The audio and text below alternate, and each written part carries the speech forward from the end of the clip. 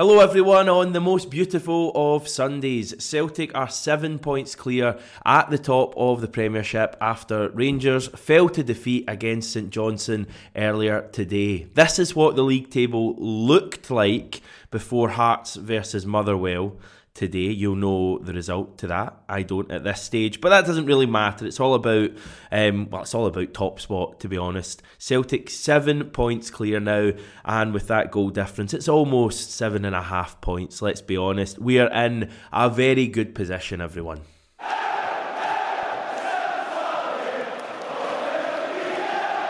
Now, obviously, this is 67 hail hail and not 72 hello hello. So we're going to keep it focused on Celtic for the majority of this video, but it also doesn't hurt to maybe look across the city now and again, especially when what we're seeing is quite funny. We are 7 points clear now.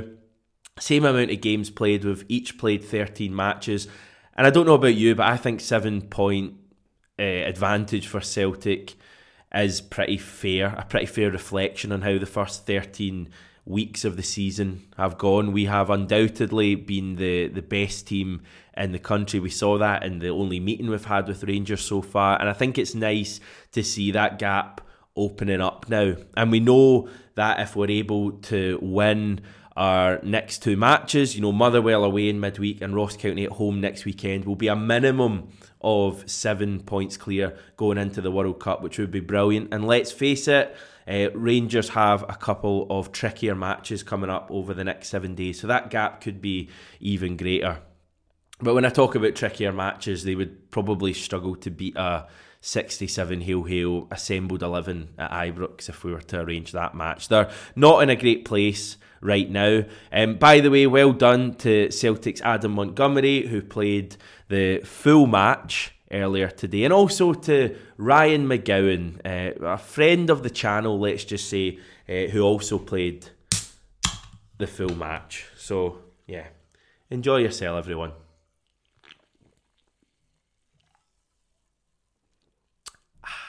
So yes, other than mention that result earlier today, I wanted to use this video to go over some of your comments from the full-time reaction we did with me and Stevie. And understandably, from this video, the big talking point was...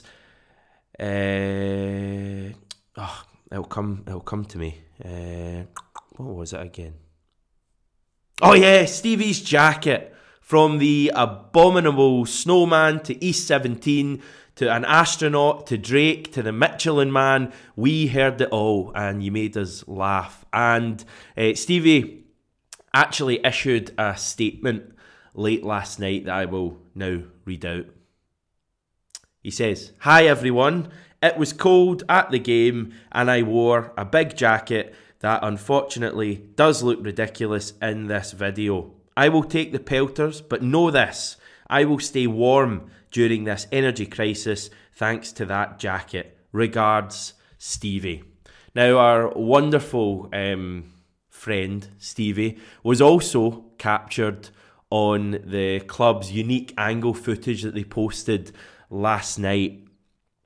Yeah, let's face it, you saw him right away there. It didn't take you long to see him. I didn't actually think the jacket was that bad, to be honest, but... each to their own. Let's move on to some of your comments. We're starting with Guitar Man. "It's games like this, when it looks like the game can't be won, then is that wins leagues. This is a good result." And also on a similar theme, L McBride 06, "When it was 2-2, I turned and went to my dad, we are winning this. I've never had more belief in a team before. I always thought we would win. We truly don't stop." I must admit there's been a fair bit of chat about that. People saying that even when Dundee United equalised, they felt we would still get the win. I still had some sort of belief, but I just felt we had so many players kind of off their game at that stage of the match, and some players actually off the pitch, that I just felt like it was maybe going to be one of those days and we would have been looking at a couple of drop points. It just seemed as if that Dundee United goal just awoke the whole team, almost awoke the stadium as well. And I think this Celtic team is at its best when things are chaotic. I'd love to ask Ange about that. I'll maybe ask him the next time I speak to him. choose my words carefully, of course, but you know, he talks about control and he really loves control. He craves control, I think it's fair to say. But equally, when things are chaotic, Celtic seem to thrive on that as well, thrive on the chaos. You look at, you know, Tynecastle, chaotic match, we come out on top. St Johnstone, the last, you know, 5-6 minutes of that game are chaotic, and we still find a way to get that late winner after losing or conceding a kind of equaliser. And a very similar thing yesterday. We seem to thrive on the chaos, and not just winning 3-2 yesterday, but winning 4-2. You know, it's a terrific trait to have. Honestly, what a team. The celebrations at full time were amazing. Had we won that game 2-1, it would have been, you know, a bit of cam clapping and up the road. But as a result of the way we won that match, we ended up with these brilliant scenes. It's almost as if that's the way the team and the support wanted their afternoon to be. It's almost as if 2-1 wasn't adventurous enough. We had to kind of risk it all to have that amazing feeling. And it's turned out to be a perfect weekend. Having said that, though, at the time of United's equaliser, things didn't seem great. Mike is saying to watch Cameron Carter-Vickers' reaction to their equaliser. He's raging at some player for not closing down, etc. He's a beast and a great captain. I did actually see that live. I remember seeing a lot of frustration, not just in the stands, but on the pitch. Joe Hart, I think, launched the ball out as well, which he doesn't normally do. So it did feel at that stage like we'd really kind of thrown one away. But as always, we found a way to win the game. On to the handball talking point. Simon H saying, football has lost the plot on what a handball is. Absolutely mental. Ange had a fair bit to say on this after the game. Now, we know that Ange doesn't tend to comment on officiating.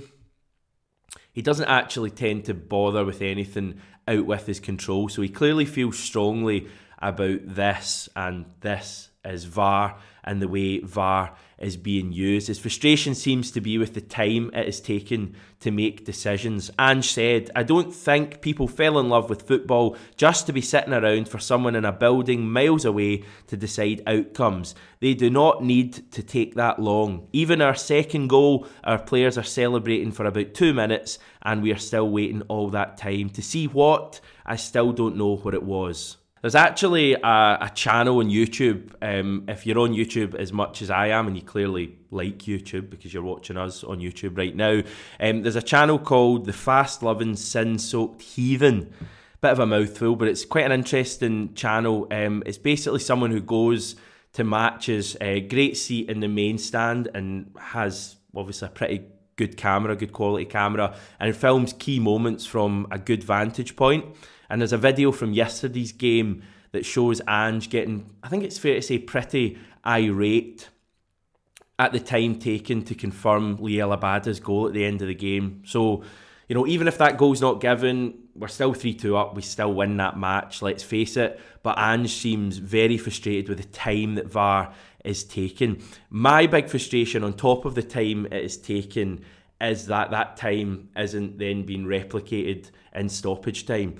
When I did the initial VAR video those weeks ago, when I was an optimistic person, and now I'm very pessimistic when it comes to VAR, spending too much time with John and Stevie, clearly. But in that video, I commented from the SFA's website that they said, all time lost to VAR delays will be added to other time lost at the end of each half.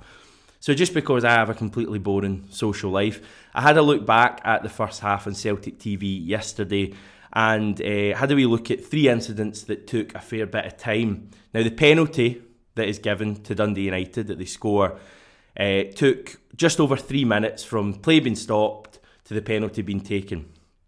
So just over 3 minutes. Second incident is the potential red card, Craig Sibbald on Giakoumakis. 2.5 minutes are lost to the time it took for that. And finally, not VAR related, but still, you know, taking up time, the injury to the United goalkeeper, Birighitti. Remember, he's clattered by his own player.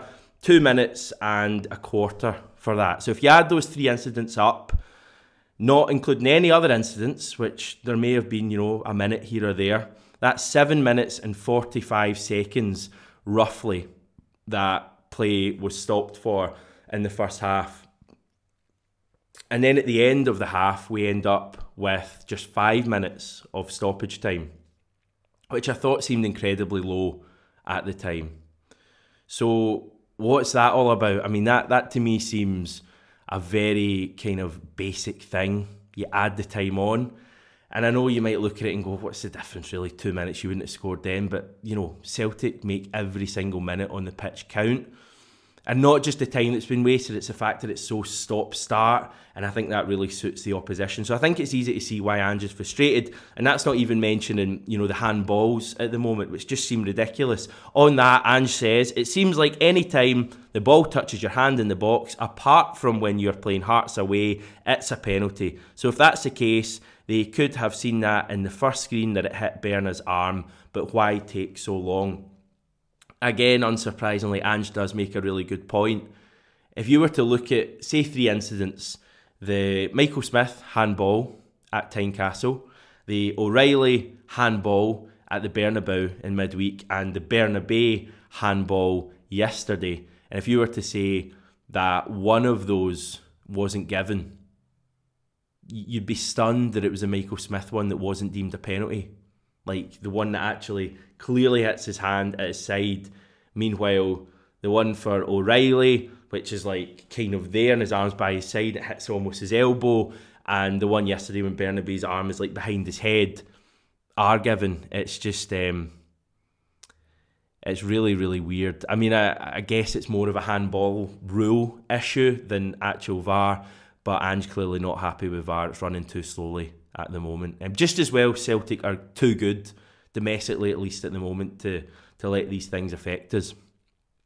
Right, I'm going to say goodbye. That should do us for today. In the meantime, please subscribe to the channel. We're going for 34,000 subscribers. You just need to click the sub button. It's free. It means you join the family. You get loads of perks, like not missing out on any future videos that we put out on the channel. You also feel part of 67 Hail Hail as well. We've got a lot coming up over the coming weeks. Well, the next week especially, when Celtic have 2 big matches. Everything is good in the world. Well, not everything, but yeah, most things are. Have a good weekend, everyone.